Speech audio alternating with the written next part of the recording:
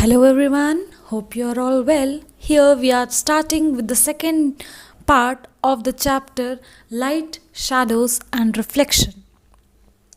Now let's start with a few questions. Have you ever observed your shadow while walking in the sun? Can you see shadows in the dark? Have you ever thought, how does a shadow of an object form? How do shadows change? Which direction does the shadow of an object fall? What are the things that makes the shadow long or short? Puzzled?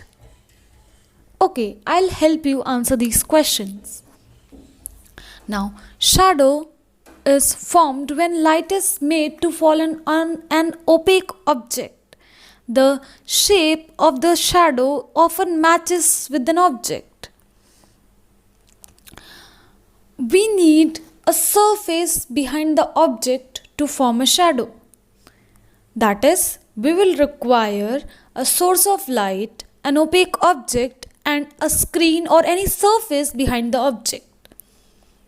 If you observe the shadow at different times of the day, we will find that the shadow is long in the morning when the sun rises, and its length will decrease till the noon and will become shortest in the afternoon. The shadow goes on increasing after the noon and becomes very long just before the sunset.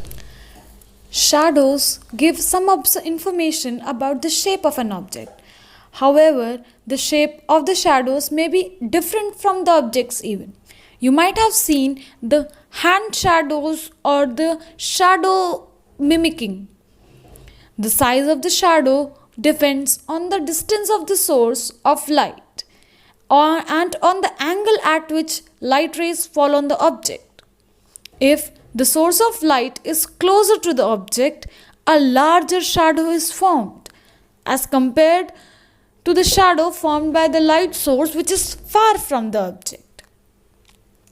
If the light falls at a smaller angle, a longer shadow is formed. On the other hand, if the light falls at a greater angle, a smaller shadow will be formed. This explains why our shadows are longer in the morning and evening and smaller in noon. Moreover, the size of the light source also plays a very important role in the formation of shadows. Bigger light sources will form blurry shadows. If the light source originates from various directions and points, many shadows can be formed and some of them can overlap each other.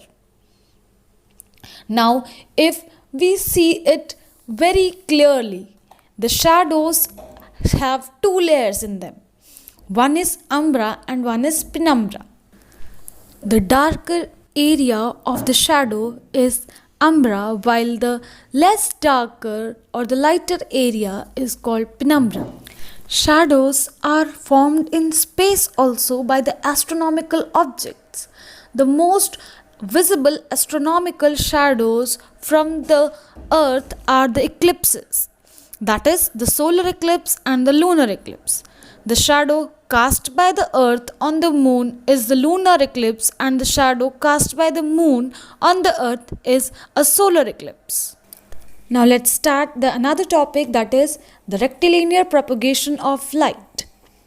So, have you ever observed sunlight coming through a gap in the clouds?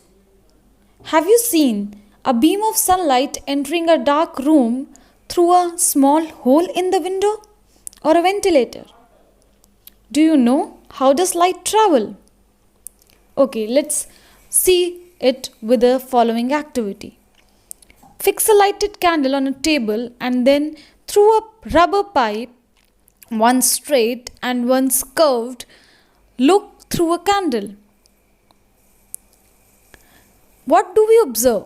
The light coming from the flame is visible when the rubber tube is straight, while the flame is not visible when the rubber tube is bent.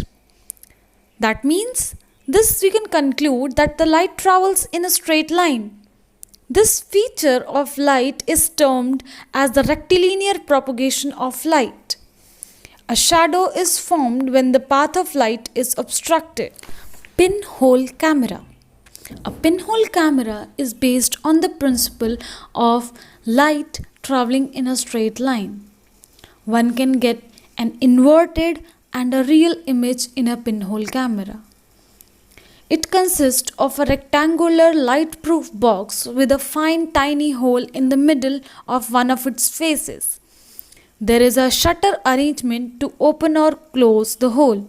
The surfaces are blackened. That is, they are made black in color so that no extra light can be put on that camera, so that the extra light can be absorbed and a very sharp image is formed. On the opposite side of the hole, a photographic plate is placed as a screen. In this, when the light rays from an object pass through the fine hole, an inverted, small and real image is formed on the screen. We can even make a small pinhole camera of our own. The nature even has provided a large number of pinhole cameras. Stand under a dense tree on a sunny day. You can even watch round patches of light on the ground. These round patches are the images of the sun. The gaps between the leaves are the pinholes. The sunlight through the leaves form a round image on the ground. But still, there are some disadvantages of pinhole camera also. A pinhole camera cannot be used for studying the moving objects. The image does not give any detail and usually is faint. The image is obtained on the screen and no permanent record of the image can be obtained.